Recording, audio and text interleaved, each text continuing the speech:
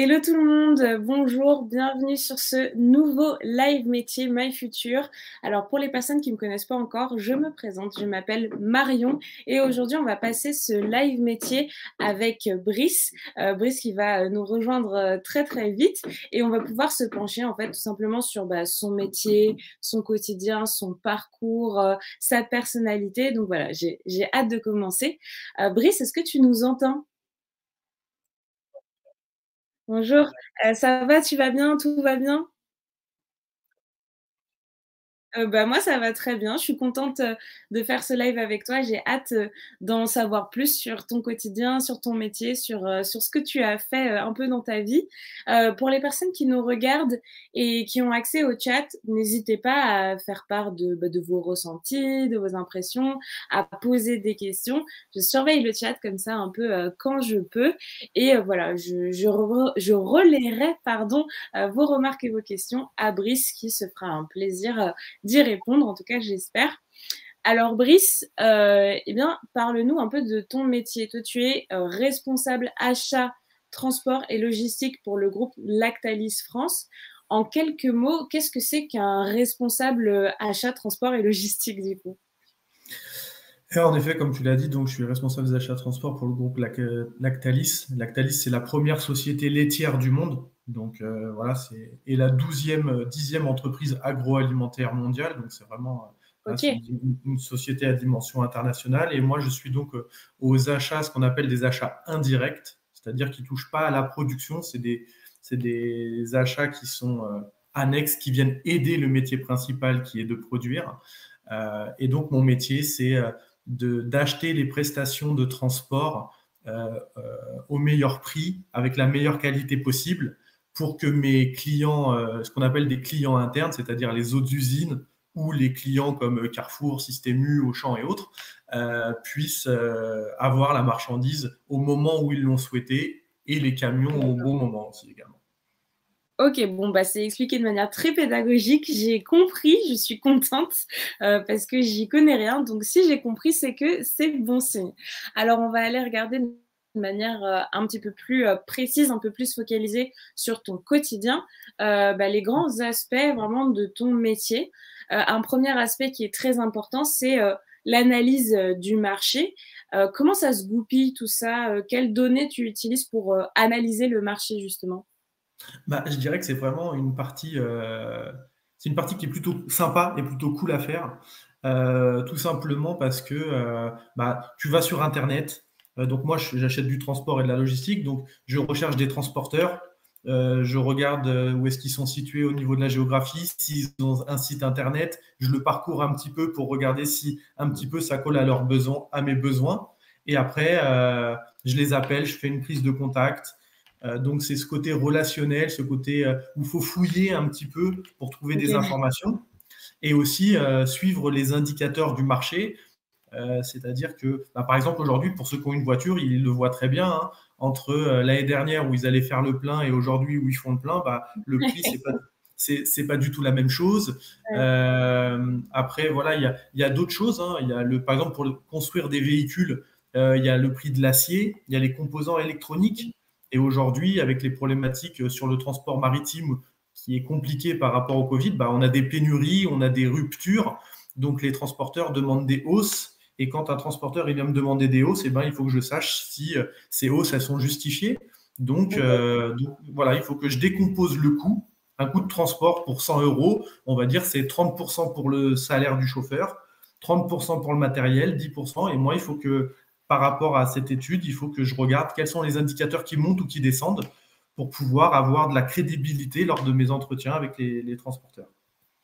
Ok, bon en tout cas c'est très clair. Ça a l'air effectivement d'être une partie assez intéressante, assez enrichissante. Alors, un deuxième aspect dont tu nous as parlé quand on préparait ce live, donc c'est lancer des appels d'offres. Alors déjà, qu'est-ce que c'est qu'un appel d'offres et pourquoi est-ce que tu dois en lancer? Alors, un appel d'offres, c'est une sorte de grande consultation, c'est une sorte de grand sondage, on va dire, où donc, comme je l'ai dit tout à l'heure, il y a des gens qui sont spécifiques au métier et moi, je les aide.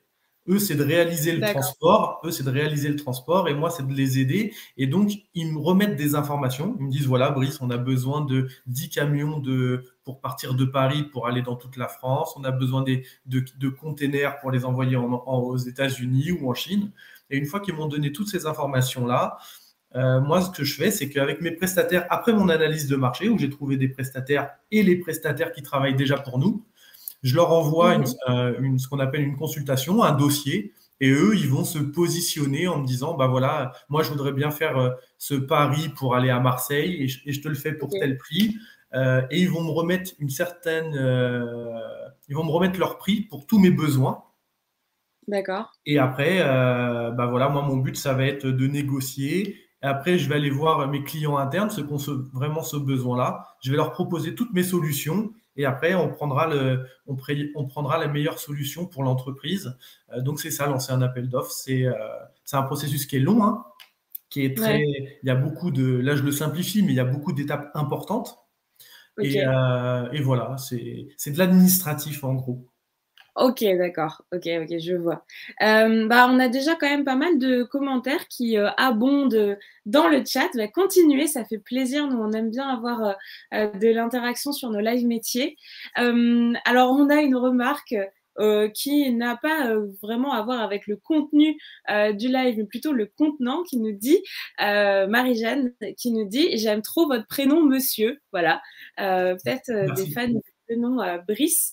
Et on a Chacha qui nous demande, bon, je pense qu'on l'a un peu explicité depuis, mais qui nous demande quand même de redire ce que c'est que les prestations de transport. Donc, si tu peux nous réexpliquer rapidement, Brice, ce que c'est. Voilà. Très bien. On a alors les prestations de transport, par exemple, le groupe Lactalis a 70 usines Ok. établissements en France. Et quand donc Lactalis, comme j'ai dit, nous c'est le lait, le fromage, le lait pour les enfants aussi, le lait en poudre, les yaourts Ok. et plein d'autres choses. Et en fait, bah, c'est de trouver les prestations de transport une fois que c'est produit à l'usine, et ben, il faut Mhm. l'envoyer sur un entrepôt. Donc là, il y a une prestation de transport qui se fait. Il y a une Mhm. prestation de stockage aussi qui se fait et qui s'achète. D'accord. Et ensuite, une fois que c'est arrivé à notre entrepôt, par exemple, il faut l'envoyer vers nos clients, que ce soit la petite D'accord. pharmacie qui distribue le lait infantile, mais il faut l'envoyer aussi vers les magasins, Carrefour, Auchan, Système U. Des fois, on a des clients à l'international, donc il faut acheter c'est du transport, mais en conteneur. D'accord. Et sinon, et aussi, on fait du transport de lait.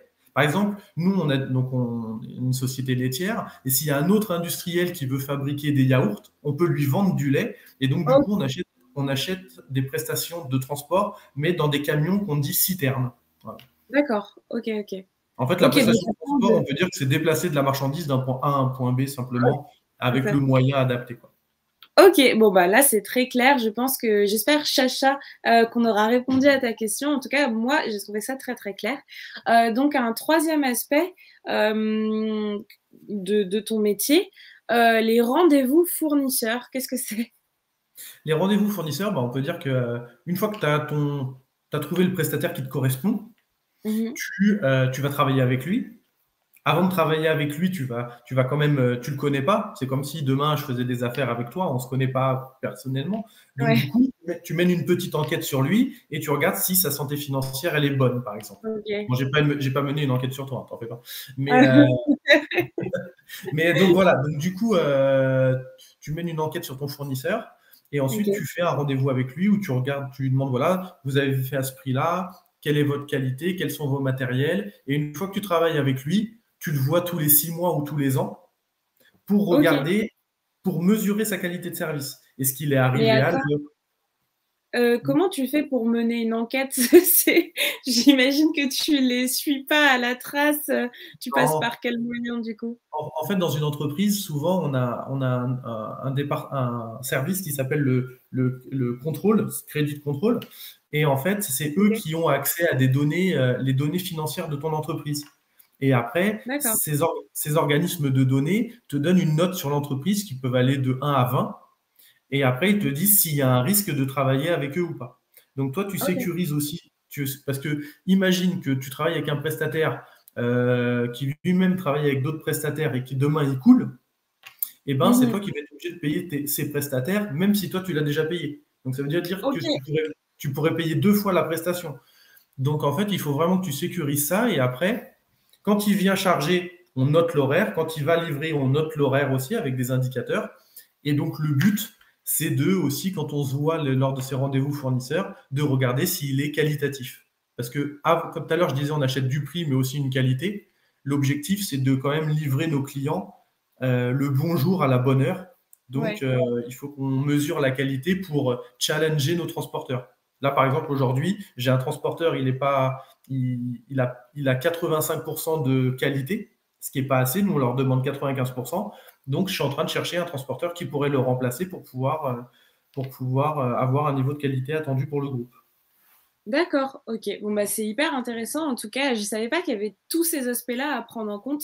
Et du coup, on va regarder juste après, dans pas très longtemps, le parcours que tu as fait pour arriver à un tel métier. On va continuer sur un dernier aspect de ton travail. Donc, construire des budgets et les suivre. J'imagine que c'est un aspect hyper important. Sur quoi tu te cales pour construire ces budgets? Comment est-ce que tu procèdes? Alors, bon, il y a toujours un historique, puisque tu sais combien tu as dépensé l'année dernière, tu sais combien. Quand tu fais ton budget, c'est un petit peu comme toi quand tu fais ton budget perso. Tu sais que tu as ton loyer, tu as ton électricité, tu as ta voiture, tu as ton assurance, tu as ceci, tu sais combien tout ça, ça te coûte. Donc, ça, c'est ta dépense réelle. Et après, donc moi, mon rôle, c'est de dire voilà, mon budget, il est de temps. Et ben, comment est-ce que je vais pouvoir le tenir et faire des économies dessus? Ok. Et donc, en fait, je vais le définir. Donc, j'ai des volumes. À l'année, je vais transporter 10 000 palettes, on va dire, un exemple, même si c'est beaucoup plus. C'est plutôt 3 millions. 3 millions de palettes, et ben, je sais que 3 millions de palettes, ça me coûte tant. Et donc, tous les mois, il y a un département qui s'appelle le contrôle de gestion, la comptabilité, quoi, à peu près. Et donc, le but, c'est d'aller les voir tous les mois et de dire, tiens, au mois de janvier, je devais dépenser tant. Est-ce que je suis bon? Parce que comment je pourrais illustrer ça? Tu as des prestataires avec qui tu vas dire, tu vas faire une prestation de ménage, par exemple, chez toi. D'accord? Elle te dit, c'est 80 € pour faire tout le ménage. OK? Mais quand elle était chez toi, après, elle t'a fait les vitres, elle t'a fait des choses qui n'étaient pas prévues. Mais elle t'a fait des trucs qui n'étaient pas prévus initialement. Et en fait, au lieu de te facturer 80, elle va te dire, bah désolé, c'est 110 €. Ouais. Mais tu vois, donc toi, ton budget, il était pour 80. Et en fait, c'est pareil dans le transport. Le transporteur, il peut dire, le prix du transport, c'était 100 €, mais par contre, j'ai attendu chez ton client, donc c'est 50 € de plus. J'ai dû faire une déviation, donc c'est 50 € de plus. Et au final, tu ne vas pas payer ce que toi, tu avais pensé. Ouais. Et c'est pour ça qu'il faut le suivre, parce que comme le périmètre, mon périmètre à moi, c'est plus de 100 millions d'euros. D'accord? D'accord. Donc, si tu as des dérives et que tu ne les suis pas mensuellement, tu peux vite fait avoir, au lieu de plus de 100 millions, 110, 120. Et 20 millions, c'est des grosses sommes. Donc non, mais il faut le suivre. Comme toi, tu suis tous les mois en regardant ta banque. Bah tiens, on est le 15 du mois, j'ai trop dépensé. Bah du coup, jusqu'à la fin du mois, je vais pas pouvoir sortir ou moins sortir. Serrer la ceinture, ouais. Et puis que quand tu arrives le 26 du mois et que tu vois qu'il t'en reste, et ben tu vas dire allez, je peux faire une grosse soirée et tu vas tout claquer. Au lieu de mettre de côté, tu vois. Oui, c'est ça. Voilà. Donc voilà, c'est ça à peu près. Construire un budget, le suivre, ça donne ça à peu près. Ok, et ben on a Chacha qui nous demande, du coup, tu dois tout anticiper en fait. Alors, il y a beaucoup d'anticipation. Et en fait, tout est lié parce que quand tu suis ton marché, tu sais que voilà, le pétrole, il augmente, quand tu sais que l'acier, il augmente, quand tu sais que les composants, ils se font rares parce qu'en Chine, ils expédient plus à cause du Covid, tout ça, tu peux prévoir que le marché, à l'avenir, il va augmenter. Et donc, tu peux dire, voilà, l'année dernière, je dépensais 100 millions, mais là, quand je vois les indicateurs du marché, quand je vois qu'il y a ça, qu'il y a une crise des chauffeurs, parce qu'il manque de chauffeurs, donc le chauffeur se fait rare, donc il les paye plus pour pouvoir les garder, et ben tu peux dire, bah tiens, l'année prochaine, je pense que je vais dépenser 3% de plus, 4% de plus. Donc tu le mets à ton budget, et c'est pour ça qu'il faut que tu le suives tous les mois, parce qu'on appelle ce qu'on a des atterrissages. C'est un peu ce que je te disais tout à l'heure, quand tu arrives le 15 du mois, bah, tu sais que tu ne vas pas finir, donc tu prévois la fin du mois. Et ben moi, sur une année, on va dire qu'au mois de juin, je vais prévoir un atterrissage pour décembre pour regarder s'il faut que je réajuste mon budget ou pas. Donc, D'accord. voilà. Mais en effet, il y a du suivi et de l'anticipation, mais il n'y a pas de science exacte, hein. On peut Ouais, toujours se tromper. ouais, Mais j'imagine. non, mais en fait, il n'y a pas de bonne prédiction. Tu peux rien prévoir. Mais si tu suis au quotidien, tu peux t'adapter mieux Mm. à tous ces changements d'environnement, en fait. Bah, en fait, du coup, la partie 1, la partie 3 et la partie 4, elles sont hyper, comment dire, presque codépendantes les unes des autres, quoi, du coup. Exactement. Ok, d'accord. Bon, bah, en tout cas, c'est limpide, c'est clair. Et en plus, c'est hyper intéressant parce que je trouve qu'il y a un côté un petit peu, je sais pas comment dire, il y a un côté un peu excitant, un peu de suspense, de se dire, ah, comment est-ce que le marché Ouais. va évoluer, comment je vais faire, Je etc. dirais, je dirais que le suspense, il est plus retraduit aussi dans la pression, tu vois. Ouais, oui, bah ouais, ouais, Parce que, j'imagine. tu as d'autres services qui vont venir te voir. Enfin, tu vois, moi, il y a des gens, ils achètent de l'énergie, du pétrole, des céréales. Aujourd'hui, avec la crise en Ukraine, il n'y a plus d'huile de tournesol, par exemple, Ouais. parce que tout venait d'Ukraine. Bah, comment on fait pour produire nos produits avec cette huile? Donc, il faut que Mhm. la personne, quand il a analysé son marché, il se dise, bon, bah tiens, l'huile de tournesol, j'en ai plus aujourd'hui. Et ben, on va prendre une autre huile qui viendra Mhm. d'un autre pays. Et ça se trouve, l'Ukraine, fallait 2 jours. Là, il faut un mois pour la faire venir. Et ça Mhm. veut dire que derrière, il faut que tu changes tes ingrédients de ta recette en usine et tout. Donc, tu vois, tout est. Ouais. C'est très intéressant, c'est très captivant, mais il faut jamais oublier une seule chose, c'est les enjeux. Voilà. Ouais, ouais, ouais, je vois. Mm. Oui, parce que c'est à des échelles immenses en fait. On se rend pas compte, Ah, nous, au quotidien, ce que ça représente. Bah, justement, ouais, on va regarder ton parcours, mais après, on regardera la carte d'identité de ton métier, à savoir les aspects vraiment plus pratiques, plus du quotidien. Et je pense qu'on pourra reparler de tous ces aspects un peu de pression, de changement et tout. Ça sera un bon indicateur, je pense. En tout cas, là, on va s'attarder sur ton parcours, voir comment tu as fait pour en arriver là où tu es. Est-ce que ça correspond à ce qu'on s'imaginait ou peut-être pas du tout? On va voir ça tout de suite. Donc toi, tes études après la troisième, tu as fait un CAP conducteur routier. c'est ça. Donc tu étais parti sur le transport en fait finalement. C'était ça. Alors, on va dire que mon parcours, il est un peu spécial Mhm. aujourd'hui, mais c'est bien parce que ça me donne l'occasion, quand je discute avec d'autres personnes, de voir que tout, entre guillemets, il n'y a que toi qui te donne les moyens que tu as envie de faire. Parce que Ouais. je suis pas allé en CAP conducteur routier parce que j'aimais le transport. Ok. Je suis allé en CAP parce que le système scolaire, j'étais pas adapté ou lui n'était pas adapté à moi, c'est comme on veut, hein.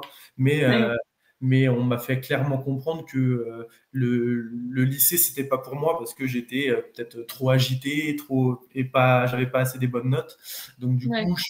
du coup, voilà, on m'a dit l'AFT, IFTIM, tu peux passer des permis gratuitement. Donc moi, je Mhm. me suis dit, ah bon, on peut passer les permis gratuitement? Bah super, allez hop. Et donc, tu vois, donc voilà, je suis allé là-bas parce que, non pas parce que ça me plaisait, mais parce qu'il y avait une opportunité Ouais. d'avoir le permis gratuit. Et donc, du coup, j'ai passé mes permis poids lourds.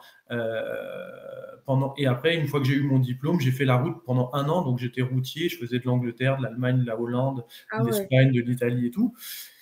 Et un jour, il y a un mec qui m'a dit il m'a décrit le futur d'un routier, quoi. C'est-à-dire, c'est bien, hein, parce que tu es tranquille sur la route, mais la vie de famille, il n'y en a pas, tu vis dans ton camion et Ouais. tout. Et après, je me suis dit, bon, bah, moi, c'est pas ce que je veux. L'opportunité du permis gratuit, elle s'arrête ici.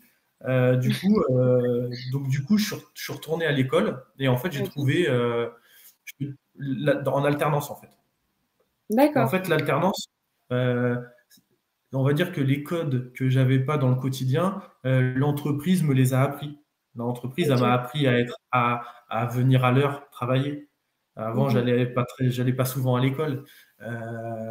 Donc, c'était plus conseil d'absentéisme que de présence. Donc, là, au moins, l'entreprise, ça m'a formé à arriver à l'heure, à écouter les gens, à respecter des process. Quand tu veux aller voir telle personne, il faut d'abord que tu demandes à ton chef pour voir si tu peux d'abord y aller. Donc en fait, je peux dire que et l'alternance qui m'a appris, donc l'école qui m'a appris certaines choses de mon métier, et l'entreprise m'a appris ces codes-là. Et du coup, je suis rentré dans ce moule en fait de l'alternance.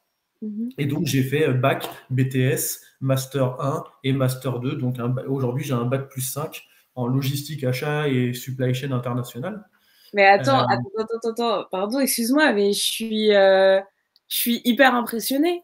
C'est incroyable comme parcours. Ça veut dire qu'en en troisième, on te dit, enfin, on te fait comprendre que finalement le lycée général, c'est pas fait pour toi, qu'il faut directement que tu t'orientes vers la vie professionnelle. Et malgré tout, t'as réussi à trouver un moyen d'arriver jusqu'au Master 2. ouais, bah C'est. après, tu sais, quand tu te sens bien dans ton environnement, Ouais. euh, et que t'as envie, tu vois, moi j'ai pas envie qu'on me casse les pieds quand je cherche un appartement, qu'on me dise Monsieur, vous faites pas 3 fois le loyer, est-ce que vous avez un garant, tu vois, c'est des choses, moi moi c'est des choses que j'aime pas trop, et du coup bah c'est ça te force, moi j'ai un objectif, après Mhm. qu'importe la façon d'y arriver, moi je veux aller là-bas et tu fais les choses, et je me suis bien senti dans cet environnement, et surtout, et c'est un point qu'on verra après, j'ai toujours rencontré des gens qui m'ont donné ma chance. Ça, Que c'est voilà, important. voilà. Et ils ont vu que j'étais un peu tout fou. Aujourd'hui, j'ai 38 ans, mais à 20 ans, j'aurais pas été capable de faire cette présentation aujourd'hui là, parce que de toute façon, ça aurait été hors contexte. Mais voilà, il y a des gens qui ont vu, il y a des gens qui ont vu un potentiel et une motivation, et ils m'ont donné des responsabilités, et de fil en aiguille, c'est ce qui fait qu'aujourd'hui, je suis chez la première société laitière du monde. Ouais. Avant d'être chez la première société laitière du monde, j'étais chez le leader mondial du pharmaceutique. Donc, Ok. donc voilà, tout est une question de, des fois tu peux être, tu sais pas où est-ce que tu es, ou tu sais pas où est-ce que tu vas. Et puis à un moment, tu as un déclic, que ce soit personnel, professionnel ou autre, et ça te lance, quoi. Et Ouais. c'est pour ça que j'ai pas d'ambition. Tu vois, tu me demanderais qu'est-ce que je veux être dans 20 ans, j'en sais rien. Parce qu'il y a 20 ans, je savais pas ce que j'allais être. Donc Ouais. je me laisse porter, et puis voilà, c'est tout. Donc voilà mon En tout cas, parcours. le message à en tirer, c'est que tu peux faire ce que tu as envie de faire. Tu peux te donner les moyens de faire ce que tu as envie de faire. Tu n'es pas obligé de suivre la même trajectoire que tout le monde. Mais tu peux quand même trouver des moyens d'arriver à faire ce qui compte pour toi, quoi. Tu peux, mais par contre, c'est des ascenseurs émotionnels. Parce que des fois, ça Mm. marche, des fois, ça marche pas. Quand ça marche pas, tu te dis, j'ai tout loupé. Et des fois, tu vas lâcher, alors que si tu continues un mois ou deux, bah, il y a quelque chose qui va faire que ça va. Voilà. Donc, il faut savoir Mhm. s'accrocher aussi et passer les moments et pas baisser les bras, en fait. Ok. Bon, Et bah, même si, j'espère que pour les... Pardon, oui, pardon, vas-y. non, non, non, mais je disais que même si des fois, tu as envie de tout jeter et tout ça, bah, tu peux te dire dans ta tête, allez, je m'en fous, j'arrête tout. Et Ouais. comme ça, tu vides ton sac, mais tu fais pas la démarche, tu vois. Tu le dis Ouais, juste, ouais, tu le dis, vas-y, tu fais ce que tu veux, et puis le lendemain, une fois que le lendemain, c'est une nouvelle journée et tu repars avec ton énergie, quoi. ouais, c'est des très bons conseils, hein, vraiment. Je pense toutes les personnes. Moi, par exemple, j'ai eu des réorientations, j'ai un peu touché à plein de choses, et je pense que toutes les personnes qui ont fait ce genre de parcours se reconnaissent dans ce que tu dis, parce qu'il y a vraiment des jours où tu te dis ça, c'est pas possible, là c'est plus possible. Mais en fait, il faut continuer, et puis voilà, tu trouves toujours des solutions. Donc pour les personnes qui nous regardent, que vous soyez collégien, lycéen, que vous soyez en études supérieures, retenez bien ce genre de choses. Et comme vous l'a dit Brice, vous voyez, en 20 ans, il peut se passer tellement de choses, vous savez pas en fait où vous serez, même l'année prochaine, vous savez pas forcément. Donc voilà, c'est bien de rester accroché en tout cas. Donc aujourd'hui, on a vu, Brice, que tu étais dans la première société laitière du monde. Ça, on a vu. On parlera pas du futur parce que tu nous as dit que tu te projetais pas dans le futur. Est-ce qu'au moins tu es heureux ou en tout cas épanoui là où tu es actuellement? Je vais juste rebondir sur un truc que tu as dit. Ouais, Tu as dit, ouais, tu vois, ça fait 20 ans. Il peut se passer des choses en 20 ans. ouais, Mais en fait, quand je regarde, j'ai même pas fait la moitié de ma vie professionnelle. ouais. Parce qu'en fait, tu dois travailler jusqu'à 62 ans environ, sauf si tu as trouvé le Mm, filon mm. et que tu arrives à te mettre à la retraite avant. Mais non, mais c'est vrai. Et globalement, quand tu as 20 ans, bah, la plupart du temps, au début, tu avais des couches, tu as grandi, tu te rappelles même plus de ta vie, en gros. Alors que là, Mm, aujourd'hui, mm, mm. tu vois, avec tout ça, même je pourrais me dire, bon, bah, c'est bon, j'ai fait tout ça, je suis arrivé, je peux me mettre en mode tranquille, c'est les vacances. Mais en fait, je Ouais. pourrais même pas me reposer sur mes lauriers parce qu'il me reste 20 piges à tirer encore. Donc, Oui, c'est donc vrai.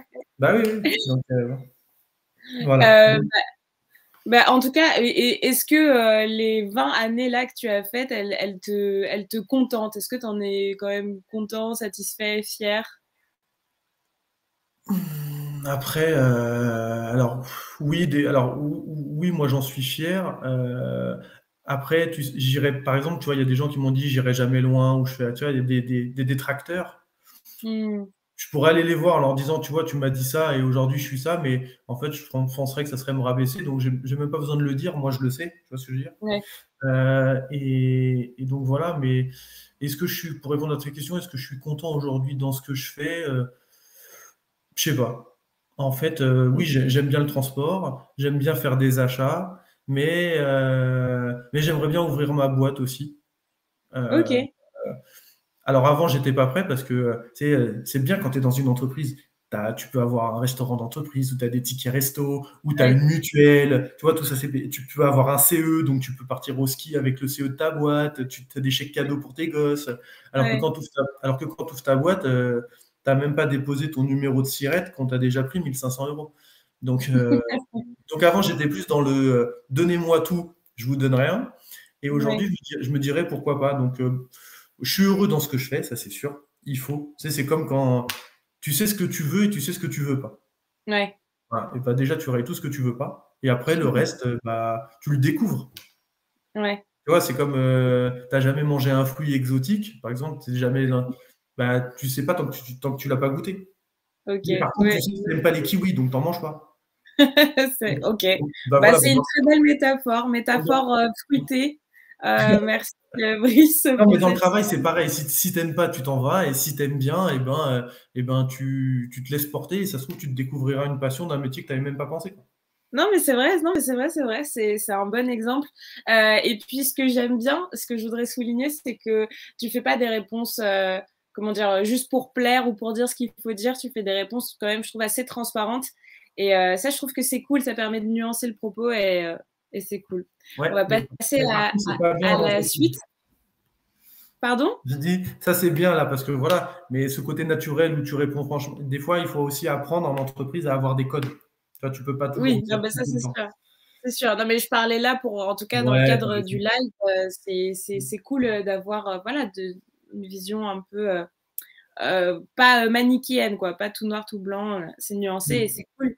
Donc du coup, on va passer sur la carte d'identité de ton métier. Comme j'expliquais tout à l'heure, c'est des questions un peu plus triviales, un peu plus pratiques sur ton quotidien.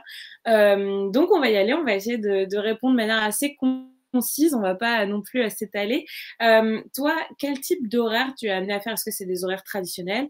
Est-ce que tu commences plus tôt ou tu finis plus tard? Ou est-ce que tu prends parfois sur des jours fériés, sur des soirées? Comment ça se passe? Alors en gros, j'ai des horaires, on va dire. Après, quand tu es cadre, tu n'as pas d'horaire fixe. Ouais. C'est toi qui L'important, c'est que, choisis. ouais. Après, tu dois faire. Tu as quand même des codes, donc il faut que tu fasses du Ouais. présentiel. Après, que tu habites à Paris ou dans une autre région de l'Île-de-France, c'est pas la même chose. Tu vois, à Paris, tu peux Mmh. arriver à 9h30 parce que tu avais des bouchons, alors que dans une autre région de l'Île-de-France, à 8h30, tout le monde est en poste. Donc, il faut Ouais. analyser son environnement. Mais moi, globalement, donc, je commence à 8h30, je finis à 18h. OK. Quand j'ai pas beaucoup de travail ou que la charge est moins importante, on va dire, parce que le contexte le fait, bah, tu peux partir plus tôt. Mais il y Mmh. a des fois, oui, je cache pas qu'il y a des fois, j'ai ramené mon ordinateur à la maison et que le dimanche, je me suis dit, bah tiens, pour pouvoir être bon, bah oui, j'ai allumé mon ordinateur certains week-ends pour OK. pouvoir travailler ou pour pouvoir être meilleur que ce que j'aurais pu rendre. Je Mais fais ça des... t'est pas imposé, par ton travail, c'est des décisions que tu as prises toi-même et pour, Ouais, c'est moi, de mon initiative. De toute façon, l'entreprise, en général, ils poussent pas à ça. Il y a beaucoup OK. de panneaux en entreprise maintenant où on te dit aucun travail nécessite de se mettre en danger parce que c'est Mmh. euh, répondre le soir et tout ça. Des fois, à tes mails, ça peut être, si tu le gères mal, ça peut être usant parce qu'en fait, Ouais. ton esprit, il déconnecte pas. Mmh mh. Donc, tu es toujours, tu sais, t'es avec tes enfants ou ta famille et tout d'un coup, tu reçois un mail à 20h, tu l'ouvres et il y a quelqu'un qui t'envoie un mail qui te fait pas plaisir. Si tu fais pas la part des choses, ça peut polluer la soirée chez toi. parce que ça va C'est vrai. t'énerver, donc tu vas la retranscrire. Donc voilà, moi, Mhm. globalement, je fais 8h30, 18h, à part quand je décide de faire plus. Ensuite, j'ai des déplacements professionnels, parce que c'est important d'aller voir les sites. Comme je vous l'ai dit, je suis une Ok, fonction donc support. là tu es en train de répondre à une autre question que Ah, je j'allais croyais te qu'il y avait poser. marqué Donc, carte d'identité, je croyais qu'il fallait ah, descendre. non, ah, mais vas-y, enchaîne si tu veux, il n'y a pas de souci. Donc, du coup, au niveau des déplacements pro, Ouais, donc du coup, j'ai des déplacements sur les sites pour pouvoir ok. aller comprendre le besoin des gens, parce que je ne peux pas Mhm. acheter une prestation et leur vendre comme quoi c'est la meilleure solution si je ne suis pas allé voir son Ouais. besoin. Mhm. Tu vois. Donc j'ai des déplacements, ça peut être dans mon ancien travail, c'était 2 semaines par mois, c'est Mais beaucoup quand même. c'est des déplacements, tu peux aller jusqu'où? Tu restes dans ta région ou tu peux vraiment aller loin parfois, même, voire même changer de pays? Alors moi aujourd'hui, je reste qu'en France, Ok, mais ça peut très bien être à l'international. Aussi également. Donc après, ça dépend de la dimension de ta boîte, en fait. d'accord. Et Voilà. mais en France, du coup, c'est grand la France, donc tu peux te déplacer Ouais. n'importe où en Bah France. après, après c'est l'entreprise, ils ont un budget. Tout à l'heure, on parle de budget.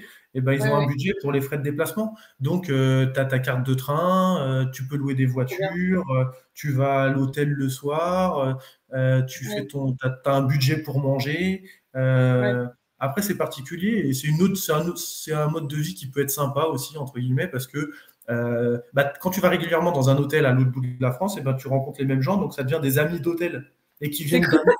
Non, mais ça, Ok. ils Ouais, viennent ouais, d'un autre milieu. Donc à table, tu parles avec un mec que tu connaissais pas et qui ouais. t'explique son boulot. Et en fait, voilà, tu te fais un carnet d'adresses et en fait, voilà. Et c'est comme les gens tu vois, il y a des gens aussi, par exemple, qui habitent à Reims et qui viennent travailler sur Paris, ils prennent le train tous les jours avec la même personne, ça devient un pote de train. Ouais, c'est ça, ouais, ouais. Je vois ce que tu veux dire. Donc, Et du coup, dans le cadre de ces déplacements pro ou quand parfois tu as des relations clients ou tu es face à un client, vu que vous êtes un groupe quand même à l'international, est-ce que toi tu es amené à parler des langues autres que le français? Ouais, alors ouais.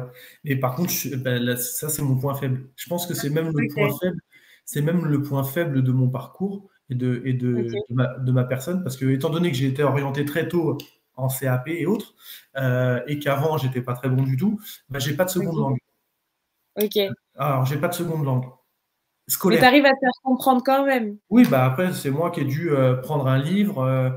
En fait, ce que j'ai pas appris à l'école parce que j'avais pas compris pourquoi je le faisais, et ben, Ouais, j'ai dû le rattraper un petit peu d'un point de vue perso. Mais aujourd'hui, ouais. l'anglais, je suis pas à l'aise. Alors, Mhm. je travaille dans une dimension internationale, donc je sais quand même tenir une conversation, mais tu sais, C'est pas. il y en a, ils ont fait il y en a qui font des écoles comme Subdeco et tout, et qui font une année de Ouais, césure et qui vont en Australie ou à droite ou à gauche. Et eux, ils ont ouais. cette chance-là. Et moi, voilà, la langue étrangère, c'est obligatoire en fait. Ah Voilà. bah ça de plus en plus, je pense que l'anglais, en tout cas l'anglais, peut-être dans certains métiers d'autres langues, mais que ça devient vraiment la langue à maîtriser en plus de sa langue maternelle. C'est vrai. Mais bon, moi je pense que, enfin, on reçoit souvent des pros qui nous disent que le plus important c'est de réussir à se faire comprendre. Voilà, après, c'est pas obligé d'avoir un niveau de ouf non plus, tant que tu arrives à avoir des conversations au moins de travail C'est ça. avec tes interlocuteurs, quoi. Quand tu as ton anglais professionnel spécifique à ton métier, ça suffit. Ouais. Et donc du coup, bah, on a vu voilà que tu avais quand même un certain relationnel à maîtriser, que tu avais beaucoup d'interlocuteurs. Comment est-ce que tu définirais le relationnel que tu as instauré, que ce soit, je sais pas, dans ton équipe ou quand tu as des rendez-vous clients, et qu'est-ce que tu donnerais comme adjectif pour définir ce relationnel? Euh, je pense qu'il faut être bienveillant et à l'écoute de tout le monde. OK. C'est la Ouais. base. OK.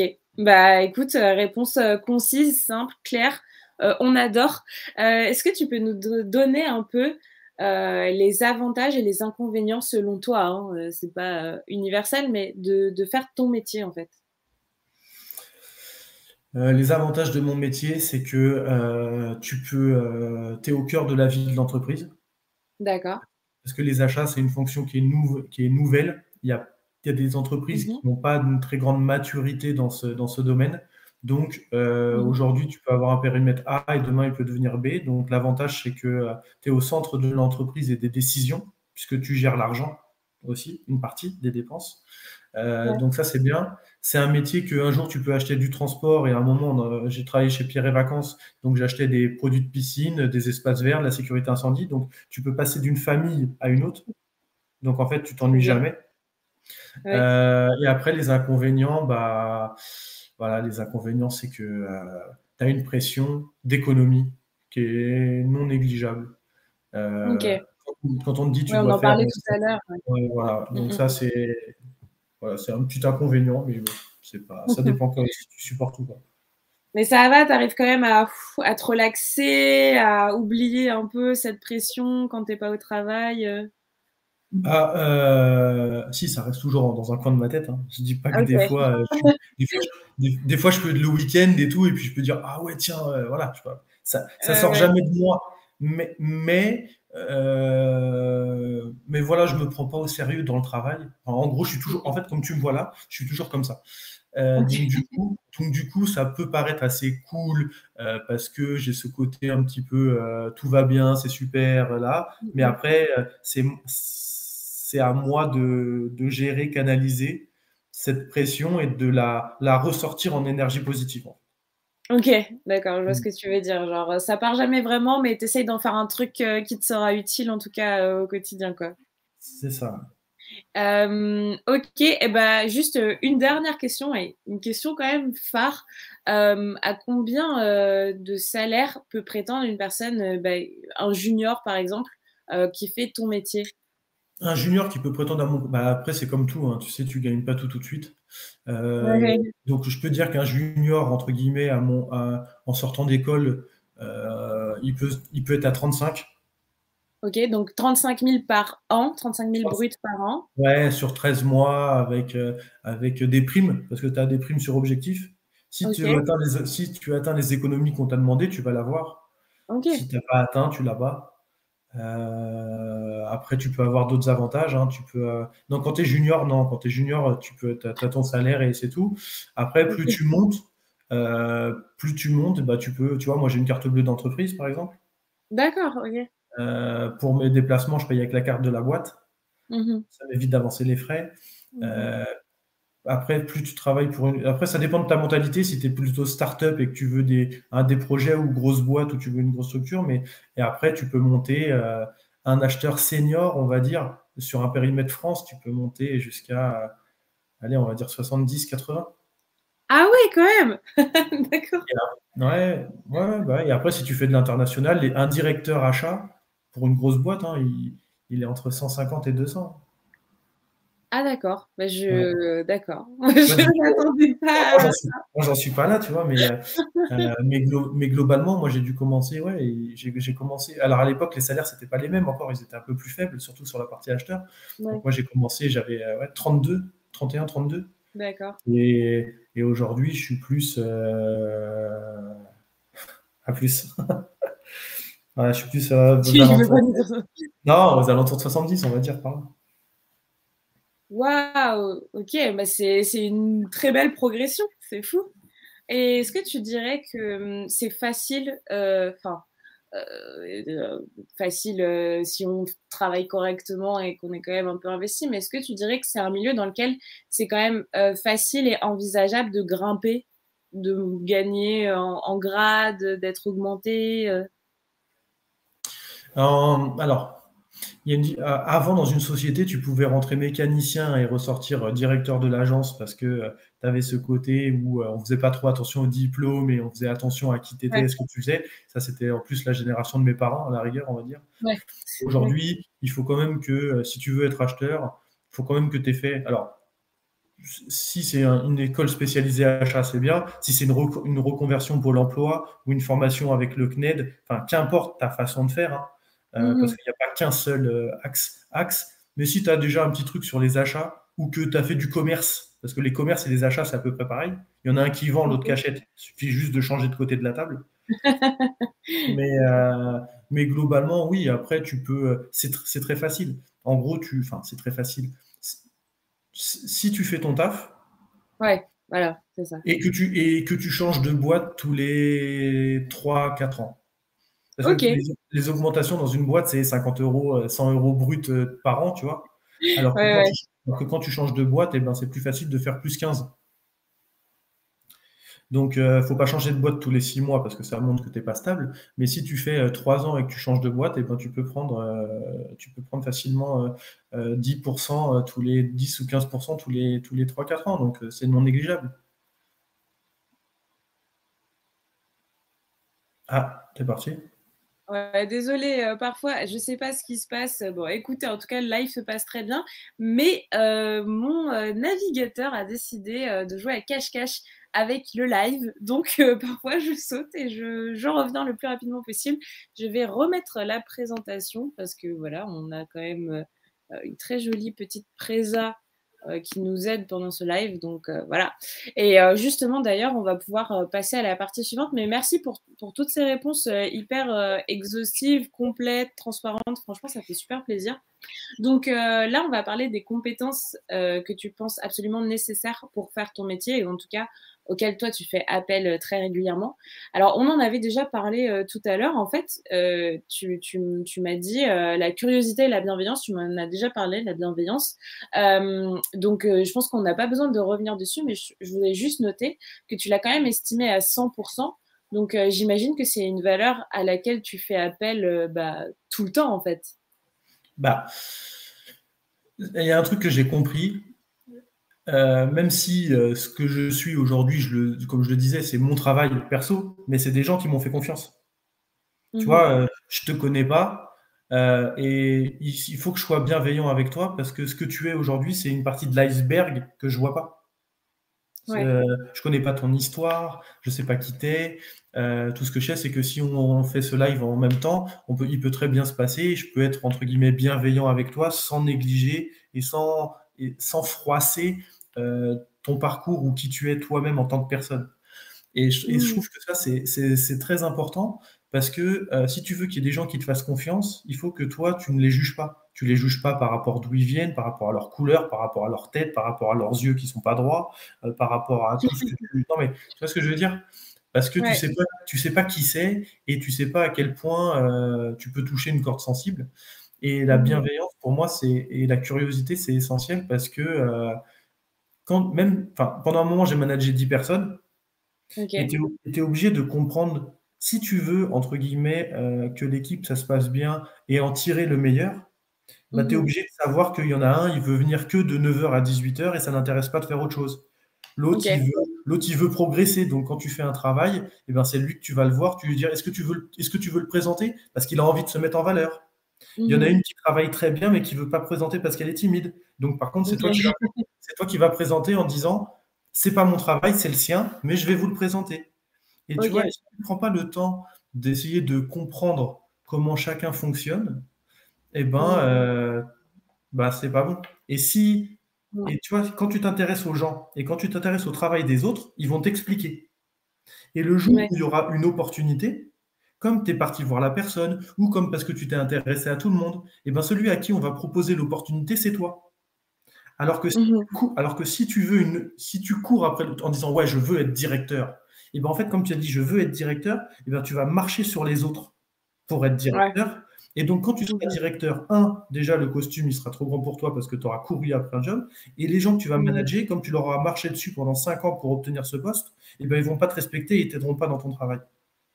Mhm. Donc, voilà, Ouais, pour je vois ce que tu moi, veux dire. voilà pourquoi je pense que c'est important. Ok. Mais c'est bien parce on est sur un live métier, mais on est aussi sur des considérations presque philosophiques. Donc, c'est cool. Alors, on va continuer. Donc, la méthode. Qu'est-ce que Ouais. tu entends par la méthode? Moi, ça me rappelle le discours de la méthode en terminale. Donc, qu'est-ce que tu entends par là? Ce que je veux dire, c'est que, par exemple, tu as beau être le meilleur, tu as beau être le plus fort, si, t'as pas si tu ne maîtrises pas la méthode, quelle qu'elle soit, tu seras toujours pénalisé. Ce que je veux dire, D'accord. on t'apprend à l'école à un moment pour écrire une rédaction ou une synthèse, tu fais ton introduction, tu l'écris comme ça, ensuite après tu fais un paragraphe, ta. Mhm. Et même si ce que tu as écrit c'est nul, Ouais, au moins, ça... Au moins, tu as 10 parce que tu as bien quadrillé ton truc. Ouais. Alors que si des fois, tu as les meilleures idées du monde, mais que tu les mets pas dans un tableau de synthèse pour faire un récap. Si j'ai les 10, je suis le meilleur, mais j'ai 10 offres et je pousse les 10 offres sans les avoir synthétisées dans un tableau, Mhm. personne va lire mon truc et ils vont dire c'est nul. Ouais, ouais, Non, mais, ok. et même si je suis bon. Donc en fait, si tu apprends la méthode et que tu trouves une méthode et que tu la comprends et que tu l'appliques, et ben si tu es bon, bah, tu seras encore meilleur. Et si tu es moins bon, bah, au moins tu as une méthode et c'est déjà la base. Et je pense que la méthode, c'est le principal. Ok. Oui, mais de toute façon, là, toutes les compétences dont tu nous parles, elles sont très, très élevées selon toi. Donc, c'est vraiment des choses qui sont au cœur de tes considérations au quotidien. Donc, la méthode. Et alors, ça a l'air similaire, mais je pense que c'est quand même assez différent. La spécificité métier, qu'est-ce que tu entends par là? Bah, euh, tu fais un job, si tu es là et qui t'intéresse un minimum, bah, si t'intéresse pas, on a dit change, hein, mais si t'intéresse, bah, on en revient, sois curieux et puis apprends les spécificités, les petits détails. Mhm. Plus tu vas connaître des petits détails, plus tu auras de la crédibilité. Et tu sais, dans la méthode, pas forcément besoin d'être un haut cadre ou un fonctionnaire, hein. Quand tu fais de l'électricité, quand tu montes un tableau électrique, ou quand tu fais de la plomberie, ou quand tu es boulanger, tu appliques une méthode pour faire ton pain. Donc, tu appliques une méthode quand tu es chez toi sur certaines choses. Donc, en fait, elle s'applique à tout. C'est pour ça que c'est pas spécifique forcément à mon métier. Mais la spécificité métier, voilà, si tu es électricien, bah, ou si moi je suis acheteur ou dans le transport, bah, tu essayes de connaître les petits détails qui font que quand tu parles, ça fait la différence. Ouais. Tout le monde connaît les Euh, ouais. On a Marie-Jeanne en commentaire qui nous dit c'est trop intéressant. Donc voilà, on arrive bientôt sur la fin du live, mais en tout cas, sache Brice que tu as un petit fan club, hein, je pense, qui apprécie beaucoup ton intervention. Donc voilà, moi la première, vraiment, je suis très investie dans la conversation, dans le live, donc c'est super cool. Et on va pouvoir aborder donc la dernière slide de ce live. Je pense que voilà, ça va être assez intéressant aussi. Donc, on va aborder des clichés qui peuvent concerner ton métier. Un premier cliché dont tu as envie de parler, enfin en tout cas auquel tu as envie de répondre, c'est le fait de juger par rapport à la classe sociale, de juger ton origine sociale, d'où tu viens, par rapport à ta fonction, j'imagine. Donc, est-ce que tu peux nous expliquer un peu comment ça se traduit et quels sont les clichés qui sont attachés à la classe sociale du coup? Bah, du coup, tu vois, tout à l'heure, on disait en préambule, moi, à la base, j'étais pas fait pour l'école et je viens de, tu vois, là avant, j'étais de Saint-Ouen dans le 93. Donc, du coup, Ok. déjà, rien que tu dis 93, déjà, les gens, ils te regardent en mode, OK. Aujourd'hui, non, mais aujourd'hui, je suis habillé en costume. Donc, quand je dis du Ouais. 93, voilà, c'est pas forcément, on pense pas au mauvais quartier, malgré qu'il y a 20 ans, c'était des quartiers où on n'avait pas le même niveau social. J'ai pas le même niveau social aujourd'hui que je l'avais il y a 20 ans. Donc, Mhm. donc voilà, je pense qu'il faut faire attention. Il faut pas juger les gens d'où est-ce qu'ils viennent, leur couleur, leur religion, euh, ou autre. Voilà, et je pense que, tu sais, enfin, je dis pas ça comme critique, hein, pas du tout, mais c'est un exemple que je vais prendre. Mais quand tu grandis autrement et que tu peux accéder à des écoles directement, et à des postes plus directs, et Mhm. ben, il y a des notions et des valeurs que tu oublies. Tu oublies des fois qu'il y en a, ils mettent plus de temps, ou que tu comprends pas que parce qu'il n'a pas mis de photo sur son CV, parce qu'il avait une couleur de peau, ou parce que ceci, ou Ouais. parce que cela. Et je pense que quand le monde, en entreprise, il aura compris qu'on s'en fout de savoir d'où tu viens, qui tu es, tant que tu es le meilleur et que tu fais ton travail et que ça te plaît et que tu apportes de la bonne humeur et de la bienveillance autour de toi, et ben, il faut pas s'arrêter au visuel. Donc voilà. Mhm. Ouais. Et est-ce que tu dirais que le milieu de l'achat, du coup, c'est un milieu où les gens, ils ont tendance à venir, comme tu disais, d'école, à pas avoir eu certains vécus, et donc du coup, peut-être qu'ils peuvent avoir des a priori, du coup, sur des personnes qui viennent de classes sociales plus basses ou des trucs comme ça? Bah, je dirais que les gens qui sont dans mon environnement professionnel, donc là c'est spécifique à moi, hein, la majeure partie ils sortent de grandes écoles, Mhm. ils ont tous voyagé aux États-Unis, à Hong Kong, à Singapour, euh, Ouais. ils ont tout de suite grandi dans des grandes entreprises Mhm. et et c'est ce qui fait la différence des fois avec mon environnement. Donc c'est Mhm. pour ça que. Mais après, chacun son parcours. Je les juge Non, pas, bien comme je sûr, disais bien tout à sûr. l'heure, je juge pas l'iceberg de ces personnes-là. Ils ont peut-être d'autres choses. Mais, euh, mais voilà, c'est des fois plus compliqué quand tu rentres pas dans le moule, entre guillemets, d'une profession. Oui, ça c'est sûr, hein, ça c'est sûr, dans plein de milieux professionnels différents, C'est pour ça il y a que. des personnes qui n'ont pas forcément le même moule, comme tu dis, que la plupart des gens, et puis bah, tu le ressens, et en tout cas, bah, tu fais bien d'en parler. On n'aborde pas souvent ce genre de clichés dans les live métiers, donc bah, ça fait plaisir, encore une fois, d'avoir cette transparence et de pouvoir en parler. Et il y a un autre cliché que tu voulais défaire, c'est que les acheteurs, bah, ils font ce métier strictement pour l'argent, quoi, en gros. Ouais, enfin, pour l'argent, tu sais, ils sont omnibulés par les sous et tout. Mm. Et c'est quelque part, c'est un peu fou. Enfin, c'est un peu fou. On aime bien, voilà, on achète des prestations, on fait des trucs, mais on n'est pas toujours. Tu sais, il y a des acheteurs, ils sont toujours. Ouais, de toute façon, là, vous êtes toujours là pour casser des coups, pour briser des trucs. Vous êtes les mauvais Ouais. parce que vous, on veut des augmentations, vous les donnez jamais. Vous êtes. Donc c'est pas vrai. Aujourd'hui, les achats, on essaye d'acheter des prestations qui sont sur l'environnement au lieu des camions. Ben, on essaye de mettre sur du rail, par exemple. Donc on essaye d'apporter une valeur ajoutée. Et par rapport à ça aussi, des fois, on a des enfin moi, ça m'arrive souvent dans le transport, on a des petites entreprises en face, et c'est le mec qui a Ok. monté sa boîte, tu vois. Ouais. Et tout d'un coup, tu vas lui annoncer que bah, quand il a eu l'appel d'offres, et ben, il a perdu sa place. Et que Mm. quand tu fais 40% de son chiffre d'affaires, c'est globalement bah, 40% de ses revenus qui vont disparaître. Et tu as peur et tu essayes ou tu regardes bah, si tu ne mets pas en danger sa société, si elle ne va pas couler à cause de ta décision. Donc, Ouais. tu vois, Ouais. c'est pas parce que tu achètes des prestations que tu cherches aux gens qu'il n'y a pas ce côté humain où tu te dis putain, je vais lui enlever 500 000 euros et c'est Ouais. 40% de son activité, ça se trouve enfin, à cause de moi, à cause de la décision que je dois prendre. Peut-être que Ouais. peut-être que dans 2 ans, il va fermer s'il n'a pas rebondi. Donc Mm, voilà, il y a pas, il y a ce côté humain, ce côté aussi à prendre en compte et c'est pas l'argent, l'argent, l'argent. mm. Voilà. Ok, bah, tu fais très bien de le souligner. Bon, on arrive sur la fin du live. On a Chacha qui nous demande, alors je pense qu'on a déjà répondu à la question, qui nous demande de manière générale, est-ce que tu aimes ton métier? Alors Brice nous disait tout à l'heure que sa philosophie, c'est soit tu n'aimes pas ton métier et tu t'en vas, soit tu aimes ton métier et tu restes. Donc a priori, si tu es resté Brice, c'est que ça va, tu aimes ton métier. Je crois que tu nous l'as dit tout à l'heure, mais est-ce que tu Ouais. peux confirmer que j'ai bien compris ta théorie? Ouais, alors, alors moi c'est ma vision des choses, hein. Si t'aimes pas ton métier, tu t'en Ouais. vas et si tu l'aimes bien, tu restes. Mais il y a aussi d'autres personnes dont le travail, c'est pas la priorité. Moi, j'ai des gens dans Ouais. mon environnement, il vient à 8h30, à midi, il part, il revient à 13h30, il part à 17h, mais sur sa pause du midi, il va aller à la piscine. Le soir, il va prendre son vélo pour aller faire du VTT. Donc, et en fait, le travail, lui, il est indifférent. Et en fait, Ok. j'ai rencontré des gens qui étaient indifférents au travail. Il vient juste parce que ça lui paye son salaire à la fin du mois et il fait des choses à côté. Donc voilà, pour moi, il y a ces approches-là. Si t'aimes pas, tu changes. Si t'aimes bien, bah, continue, persévère et tout. Et si le travail, c'est juste pour avoir un salaire à la fin du mois, mais en général, quand tu fais ça, c'est un salaire entre guillemets moyen.